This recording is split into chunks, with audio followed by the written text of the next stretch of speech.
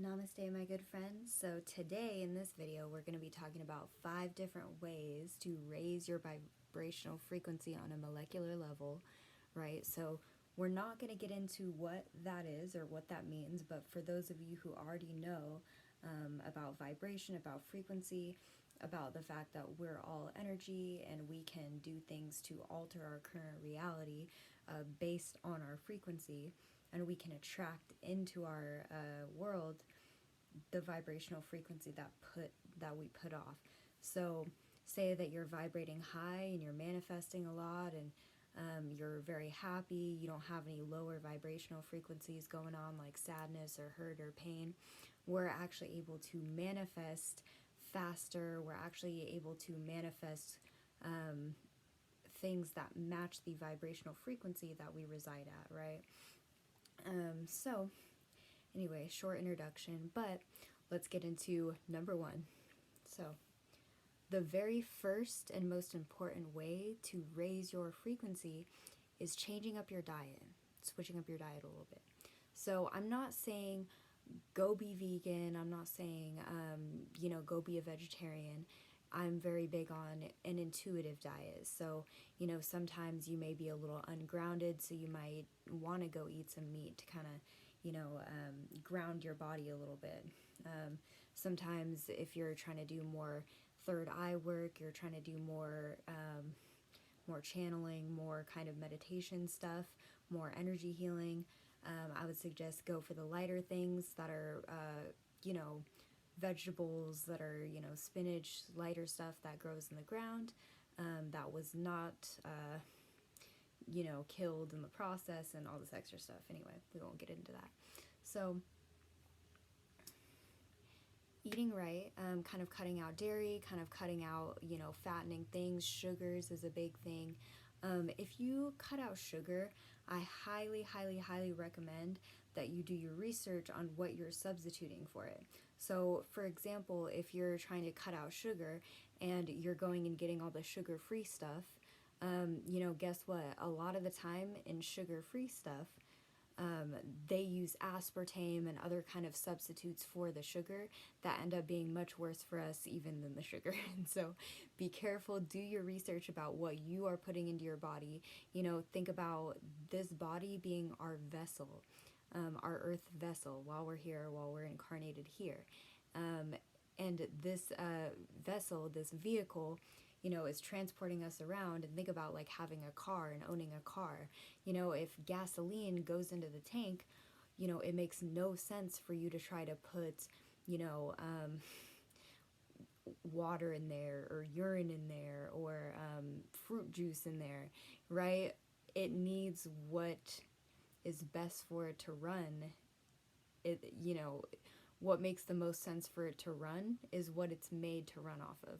And so, yes, of course, we can intake sugar and we can intake all this other stuff that isn't the most compatible with our body, but our body is not going to function as properly as it would and function to its highest capability as it would if we were eating, a little bit healthier stuff that we can process, stuff that our body can easily digest. So that also helps keep weight off of us. That also helps our state of being. You'll be more proud of yourself for eating healthier. You'll enjoy your outer appearance a little bit more, which boosts your confidence, which raises your vibration. Ultimately, you'll love yourself more for doing the best possible thing for your body by eating right. So let's get into number 2. And that is meditation, of course. I mentioned it a little bit before, but what meditation does is it helps you kind of sit back and take things from a more observant perspective. And so you think about something bad happening in your world or something that you weren't expecting, right? And it's a big shock, it's a downer. Well, when you learn to meditate, it kind of helps train your brain to not get so emotionally attached to certain outcomes of life, to certain situations. You can kind of take a step back and see things from a bigger perspective more easily. You can respond instead of just react off emotions. So when we have reactions, the majority of the time, say something bad happens and it hits you, and it hits you like a wave. It goes throughout your whole body, right? So our adrenal glands are being triggered and it's releasing adrenaline. And so we kind of go into that fight or flight mode. And guess what? That actually pulls the blood from the front of our brains, which we need to meditate, to the back of our brains. And so that's that fight or flight mode. So, not only that, but it helps the blood go from our torso area, all of our organs, our vital ways of living, to our arms and our legs. That's what adrenaline does. It has blood rush to our arms and our legs so we can go into that fight or flight mode. Say that a lion is chasing you.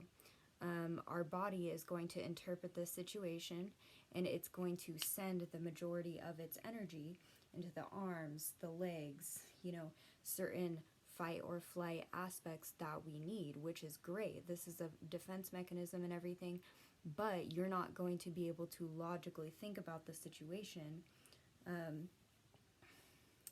if you're in fight or flight mode. So, that's kind of a drastic thing. Clearly you want to be able to run and fight off whatever if a lion is chasing you, but let's use that in a little more social situation.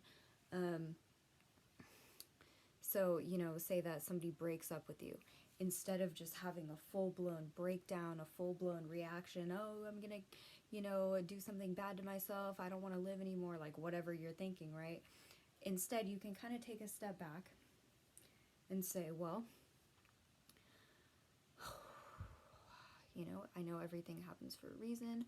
What is the meaning of this? What is this teaching me? What is this going to mean for my life? Let me kind of do some thinking, and you can get back to somebody with a response instead of just an emotional reaction. This makes things so much easier for you. You are less traumatized. You leave less of an emotional imprint on your soul because you are not attaching yourself to all these negative energies. Not only that, but when we have emotional things happen to us, a lot of the time we can store that negative energy, subconsciously in our body, in our organs, in our liver, and our spleen, all that good stuff, right? We can physically store traumas emotionally in our body. So I'll make other videos to kind of go into detail about, storing energy in the energy body and our physical body. I plan on making some pretty cool content. So let's get into the third thing.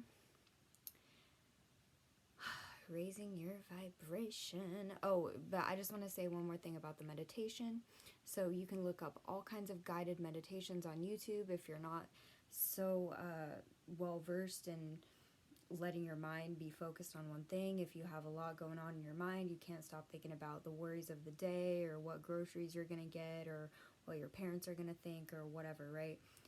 You can go on YouTube and other, websites, and there's guided meditations to help you focus. I really do recommend this if you're like a beginning meditator, because I am a very, very visual person, but it was hard for me to kind of train my thoughts into one direction. It was kind of hard for me to kind of just let my ego step back and let my subconscious kind of take the reins.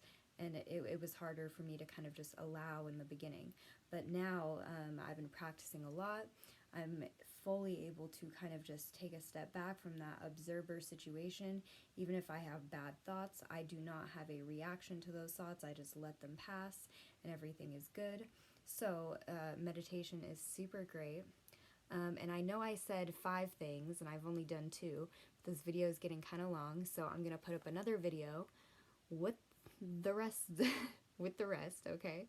So I hope this makes sense to you guys, and I'll see you in the next video, and hopefully all the other videos I make. Make sure to like, make sure to subscribe, make sure to hit that little bell button, and you'll get all the notifications about new videos, and we're going to be doing some really great stuff, you guys. Namaste.